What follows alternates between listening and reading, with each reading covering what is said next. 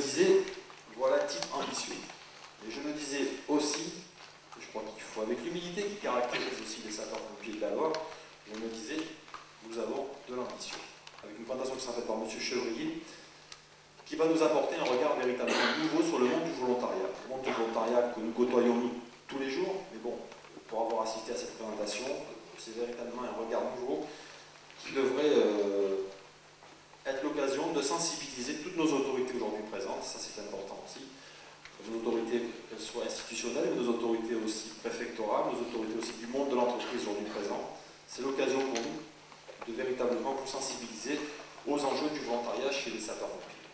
Souplesse et reconnaissance, vous en avez sûrement entendu parler, a fortiori si vous étiez au congrès de Saint-Étienne l'année dernière, mais aussi au congrès d'Angoulême. Donc j'ai voulu reprendre 3 mots-clés pour peut-être aussi structurer les idées. Différence, diversité et dualité. De la sirène au bip, de bénévolat au salariat. Le villageois, le militaire, le héros, le dernier, qui moi m'intéresse beaucoup, c'est le portrait du secouriste, qui a une sensibilité, qui ne fait pas simplement du soin, prend soin. Et donc, je m'empresse de le dire avant de l'oublier, il est bien évident qu'on peut avoir des gens qui sont villageois, militaires, héros, etc. Mais très souvent, les gens sont un peu ceci, un peu cela. On est des soldats de la biodiversité, nous sommes des acteurs du développement durable. Je pense qu'il est peut-être bon de faire un rapide zoom sur le fonctionnement des services d'incendie aujourd'hui, enfin dans le schéma actuel. Donc 2 points principaux. Aujourd'hui, quiconque sur le territoire ligérien ou même en France compose de 18 est assuré d'avoir une équipe de sapeurs-pompiers dans des délais raisonnables.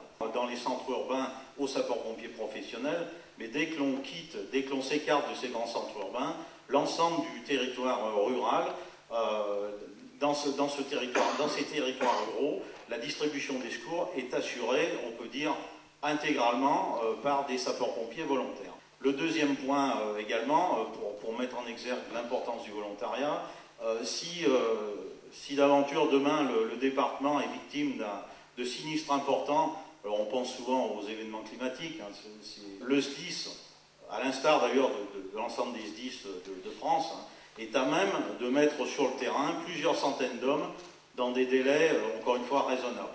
C'est d'ailleurs aujourd'hui, c'est la seule entité capable de mobiliser autant de personnel en si peu de temps, des gens à la fois formés, des gens correctement équipés et qui s'intègrent dans une structure organisée. Alors cette mobilisation de masse, finalement, ne peut avoir lieu que grâce à l'apport du volontariat. Une telle directive, applicable en France et donc dans la Loire, se traduirait comment financièrement en termes de budget? Ce n'est pas la peine de l'envisager, ça ne peut pas exister. Tellement, pourquoi cela? Ce qui vient d'être dit, les centres urbains seraient largement couverts et la campagne ne serait pas couverte. Donc on ne peut pas remplacer dans une caserne, il y a 25 volontaires, par un professionnel. Pas possible cela. Je veux dire, tout ça sort un peu de l'imagination et je veux dire, je n'ai même pas chiffré. Je crois qu'il y avait une étude, il y avait une étude nationale qui avait été chiffrée de l'ordre de plusieurs milliards.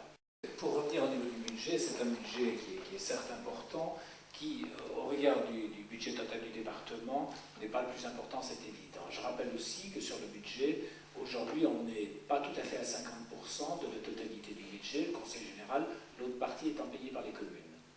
Donc je le rappelle aussi, on essaye de tendre, là, dans les quelques années qui viennent, à aller à 50% de ce budget. Par contre, c'est effectivement le Conseil général qui en a la charge, avec, dans un conseil d'administration, une représentation des communes qui travaillent avec nous dans ce sens-là. En ce qui concerne les conventions, oui, c'est vrai, on a voulu être très volontaire, et je crois qu'il est logique, normal, que des collectivités, des responsables de collectivités, soient les premières, non pas à donner uniquement l'exemple, mais à faire en sorte que le volontariat puisse fonctionner. Ce dernier, vous êtes président de l'association des maires de la Loire. Je vous ai réagir quand le président Bonne a dit que certaines communes ne sensibilisaient pas ou peu leurs habitants, leurs agents au volontariat. Vous-même essayez de le faire au quotidien, c'est une tâche aisée? Oui, alors très sincèrement, nous l'avons fait, nous continuons à le faire et nous continuerons à le faire. Je voudrais mon expérience de maire depuis 22 ans et président de l'association des maires, je voudrais d'abord rappeler toute la sympathie dont bénéficient les sapeurs-pompiers au niveau de la population et donc, a fortiori, des élus. Et la proposition de loi qui va arriver prochainement au Parlement a précisément pour objectif de faciliter le lien et la compatibilité entre l'activité professionnelle et l'activité de sapeur-pompier volontaire. En termes d'attractivité, c'est vrai qu'il y a un vrai sujet qui a été traité par la Commission et qui aujourd'hui est porté par un parlementaire pour le faire voter. Est-ce qu'éventuellement le fait d'être volontaire peut provoquer un frein à l'embauche? Alors, je dirais que pour l'entreprise Blackstar, ça n'a jamais été un frein à l'embauche. On ne demande pas au salarié qui est employé s'il est sapeur-pompier volontaire. Il s'avère qu'on a la chance d'avoir un chef de centre qui est dans l'entreprise et qui a pu vendre. Ce que j'ai entendu tout à l'heure de M. Chevalier, c'est ça. C'est effectivement, je pense qu'il y a un vrai souci puisqu'on ne sait pas suffisamment vendre des sapeurs-pompiers volontaires. Dans notre entreprise, c'est une entreprise industrielle. Il s'avère qu'il y a de gros risques et que donc il est certainement plus facile de vendre les sapeurs-pompiers volontaires chez nous. Nous, on en a effectivement 5-10%.